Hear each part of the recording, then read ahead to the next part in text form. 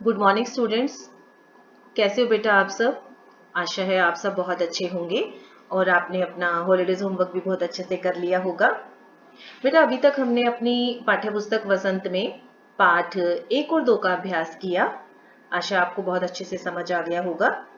आज हम अपनी पाठ्य पुस्तक वसंत में पाठ 3 का अभ्यास करेंगे, जिसका नाम है बस की यात्रा। इस पाठ के लेखक हैं हरिशंकर परसाई। आपको पता है बेटे, ये बस की यात्रा जैसा कि नाम से ही पता चल रहा है, यानी कि इसमें लेखक क्या है, अपने 4 मित्रों के साथ कहीं ना कहीं बस में यात्रा करने जा रहा है।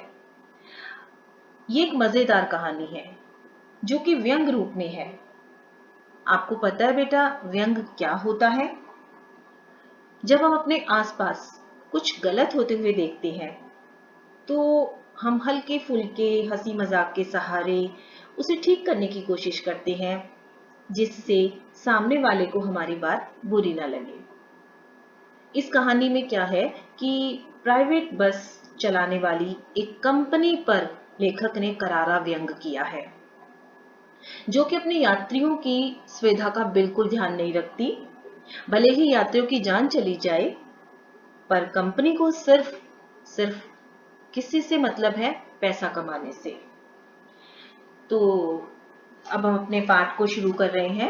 आप ध्यान से सुनिएगा, बहुत मजा आएगा बेटा इस चैप्टर को सुनने में, पढ़ने में बहुत अच्छा लगेगा आप लोगों को।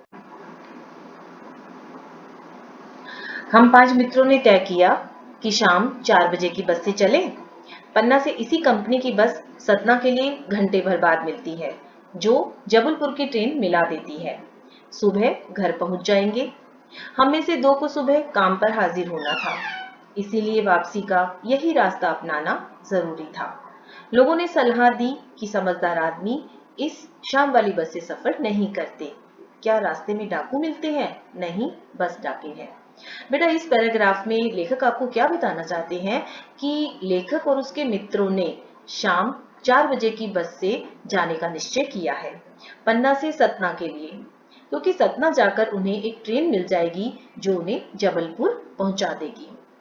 लेकिन जब वो बस में बैठे तो लोगों ने उनको यही सलाह दी कि क्या समझदार आदमी इस शाम वाली बस से सफर कर सकते हैं, करना चाहिए। तो लेखक के मन में एक सवाल उठा, क्यों, ऐसा क्यों, क्या रास्ते में डाकू मिलते हैं? तो कहा कि नहीं, बस ही डाकिन है, यानी ऐसी कोई प्रॉब्लम नहीं है, बस ही डाकिन है। बस को देखा तो श्रद्धा उमड़ पड़ी। खूब वयोवृद्ध थी, सदियों के अनुभव के निशान लिए हुई थी। लोग इसीलिए इससे सफर नहीं करना चाहते कि वृद्धावस्था में इसे कष्ट होगा। यह बस पूजा के योग्य थी, उस पर सवार कैसे हुआ जा सकता है? अब जब लेखक और उसके मित्रों ने बस को देखा, बस की हालत को देखा, तो उस बस के प्रति उसके मन में श्रद्धा उमड़ पड़ी। जैसे वृद्धावस्था में वयोवृद्ध होता है, वृद्धावस्था बहुत बुजुर्ग के लिए ये शब्द हम प्रयोग करते हैं। तो उसकी ऐसी हालत देखकर बस की लगा कि जैसे हम किसी बुजुर्ग को चाहते हैं ना कि वो घर का कोई काम ना करे, उसे कष्ट होगा, तो ठीक वैसी ही हालत बस की थी कि इस बस में सफर करने से अच्छा है कि हम बस की पूजा करें, उस पर सवार कैसे हुआ जा सकता है। बस कंपनी के एक हिस्सेदार भी उसी बस से जा रहे थे। हमने उनसे पूछा, यह बस चलती भी है? वह बोले, चलती क्यों नहीं है जी, अभी चलेगी। हमने कहा, वही तो हम देखना चाहते हैं, अपने आप चलती है यह? हाँ जी, और कैसे चलेगी? अब उसी बस में लेखक के साथ बस कंपनी के हिस्सेदार भी यात्रा कर रहे थे। तो सभी ने उनसे एक सवाल पूछा, क्या बस चलती है? तो उन्होंने बड़े कॉन्फिडेंस के साथ कहा, हाँ हाँ, क्यों नहीं चलती, बस जरूर चलती है और अपने आप ही चलती है। अब जब लेखक ने उसकी ये बात सुनी तो लेखक को बड़ी हैरानी हुई। गजब हो गया, ऐसी बस अपने आप चलती है। हम आगा पीछा करने लगे। डॉक्टर मित्र ने कहा, डरो मत, चलो, बस अनुभवी है, नई नवेली बसों से ज्यादा विश्वसनीय है, हमें बेटों की तरह प्यार से गोद में लेकर चलेगी। हम बैठ गए। जो छोड़ने आए थे वे इस तरह देख रहे थे जैसे अंतिम विदा दे रहे हों। उनकी आंखें कह रही थी, आना जाना तो लगा ही रहता है, आया है सो जाएगा, राजा रंग फकीर। आदमी को कूच करने के लिए एक निमित्त चाहिए, यानी आदमी को कहीं भी जाना है एक स्थान से दूसरे स्थान, तो कोई ना कोई कारण या कोई ना कोई साधन तो होना ही चाहिए। और फिर जब इस दुनिया में आए हैं तो जाना भी है, चाहे वो राजा है चाहे वो रंक है। इंजन सचमुच स्टार्ट हो गया, ऐसा जैसे सारी बस ही इंजन है और हम इंजन के भीतर बैठे हैं। कांच बहुत कम बचे थे, जो बचे थे उनसे हमें बचना था। हम फौरन खिड़की से दूर सरक गए। इंजन चल रहा था, हमें लग रहा था कि हमारी सीट के नीचे इंजन है। लेखक आपको क्या बताना चाहते हैं इस पैराग्राफ में कि इंजन जो था वो सचमुच स्टार्ट हो गया था, और जैसे ही हम बस में बैठे तो ऐसा लग रहा था कि जैसे सारी बस ही इंजन है और हम इंजन के भीतर बैठे हैं। अर्थात कहने का तात्पर्य क्या है कि बस का इतना अधिक शोर था कि सारी बस ही इंजन नजर आ रही थी। कांच बहुत ही कम बचे हुए थे, यानी खिड़की और दरवाजे के काफी सारे जो कांच थे वो टूटे हुए थे, और जो बचे हुए थे उनसे हमें बचना था, अर्थात हमें उनसे सुरक्षित रहना था, और इसीलिए हम खिड़की से दूर सरक कर बैठ गए। और इंजन चल रहा था और साथ ही हमें ऐसा महसूस हो रहा था कि जैसे हमारी सीट के नीचे ही इंजन है। बस सचमुच चल पड़ी और हमें लगा कि यह गांधी जी के असहयोग और सविनय अवज्ञा आंदोलनों के वक्त अवश्य ही जवान रही होगी। अब बस चल तो पड़ी, लेखक कह रहे हैं, लेकिन ऐसा लग रहा था बस जब चलने लगी कि जैसे ये गांधी जी के असहयोग आंदोलन और सविनय अवज्ञा आंदोलन के वक्त अवश्य ही जवान रही होगी, यानी उस वक्त इसकी जो परिस्थिति थी, जो स्थिति थी, वो अच्छी रही होगी, उसे ट्रेनिंग मिल चुकी थी। हर हिस्सा दूसरे से असहयोग कर रहा था। पूरी बस सविनय अवज्ञा आंदोलन के दौर से गुजर रही थी। अब बस की हालत ऐसी थी बेटा कि कोई भी एक पार्ट दूसरे पार्ट के साथ सहयोग नहीं कर रहा था, यानी कोई भी कोऑर्डिनेशन नहीं था। जैसे कि गांधी जी का सविनय अवज्ञा आंदोलन, आपको पता है ना सविनय अवज्ञा आंदोलन का मतलब क्या होता है, यानी विनम्रता के साथ किसी की बात का उल्लंघन करना, यानी डायरेक्ट लड़ाई झगड़ा नहीं करना, बड़े ही प्रेम पूर्वक उसके काम को मना कर देना। ठीक ऐसी ही हालत बस की थी। सीट का बॉडी से असहयोग चल रहा था। कभी लगता सीट बॉडी को छोड़कर आगे निकल गई है, कभी लगता कि सीट को छोड़कर बॉडी आगे भागी जा रही है। 8-10 मील चलने पर सारे भेदभाव मिट गए। यह समझ में ही नहीं आता था कि सीट पर हम बैठे हैं या सीट हम पर बैठी है। एकाएक बस रुक गई। मालूम हुआ कि पेट्रोल की टंकी में छेद हो गया है। ड्राइवर ने बाल्टी में पेट्रोल निकालकर उसे बगल में रखा और नली डालकर इंजन में भेजने लगा। अब मैं उम्मीद कर रहा था कि थोड़ी देर बाद बस कंपनी के हिस्सेदार इंजन को निकालकर गोद में रख लेंगे और उसे नली से पेट्रोल पिलाएंगे, जैसे एक माँ अपने बच्चे के मुंह में दूध की शीशी लगाती है। बस की रफ्तार अब 15-20 मील हो गई थी। मुझे उसके किसी हिस्से पर भरोसा नहीं था। ब्रेक फेल हो सकता है, स्टीयरिंग टूट सकता है। प्रकृति के दृश्य बहुत ही लुभावने थे। दोनों तरफ हरे भरे पेड़ थे जिन पर पक्षी बैठे थे। मैं हर पेड़ को अपना दुश्मन समझ रहा था। जो भी पेड़ आता, डर लगता कि इससे बस टकराएगी। वह निकल जाता तो दूसरे पेड़ का इंतजार करता। झील दिखती तो सोचता कि इसमें बस गोता लगा जाएगी। अब बस की हालत ऐसी थी कि कुछ भी कहा नहीं जा सकता था, किसी भी वक्त कुछ भी हो सकता था।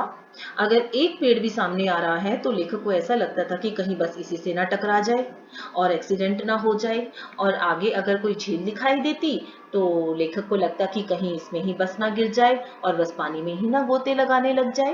यानी बस की जो हालत थी वो बहुत बुरी थी। एकाएक बस रुकी। ड्राइवर ने तरह तरह की तरकीबें की पर वह नहीं चली। सविनय अवज्ञा आंदोलन शुरू हो गया था। कंपनी के हिस्सेदार कह रहे थे बस तो फर्स्ट क्लास है। यह तो इत्तेफाक की बात है, यानी ये तो संयोग की बात है कि आज ऐसा हो रहा है कि बस जो है वो ढंग से नहीं चल रही है। क्षीण चांदनी में वृक्षों की छाया के नीचे वह बस बड़ी दयनीय लग रही थी। अब रात का समय होता जा रहा था। हल्की हल्की रोशनी में, चांद की रोशनी में जो बस की हालत थी वो बड़े ही दयनीय लग रही थी। ऐसा लगता था जैसे कोई वृद्धा थक कर बैठ गई हो। बस की हालत कैसी थी, जैसे कोई बुजुर्ग महिला थक कर बैठ गई हो। हमें गलानी हो रही थी कि बेचारी पर लगकर हम चले आ रहे हैं। अगर इसका प्राणांत हो गया तो इस बियाबान में हमें इसकी अंत्येष्टि करनी पड़ेगी। बियाबान यानी कि घने जंगल, अंत्येष्टि दाह कर्म करना, प्राणांत यानी इसको कुछ हो गया, टूट फूट गई या अब इसकी हालत ऐसी होगी कि आगे अभी अगर ना चल पाए। हिस्सेदार साहब ने इंजन खोला और कुछ सुधारा, बस आगे चली। उसकी चाल और कम हो गई थी। धीरे धीरे वृद्धा की आंखों की ज्योति जाने लगी। यानी एक वृद्धा से बस की तुलना की है लेखक ने। बस की तुलना किससे की है? एक वृद्धा से, बुजुर्ग महिला से की है। जैसे बुजुर्ग अवस्था में, जब वृद्ध अवस्था में जो होता है, एक बुजुर्ग की आंखों की ज्योति कम हो जाती है, काम करने की शक्ति कम हो जाती है, ठीक वैसी ही हालत जो थी वो बस की थी। चांदी में रास्ता टटोलकर वह रेंग रही थी। आगे या पीछे से कोई गाड़ी आती दिखती तो वह एकदम किनारे खड़ी हो जाती और कहती, निकल जाओ बेटी, अपनी तो वह उम्र ही नहीं रही।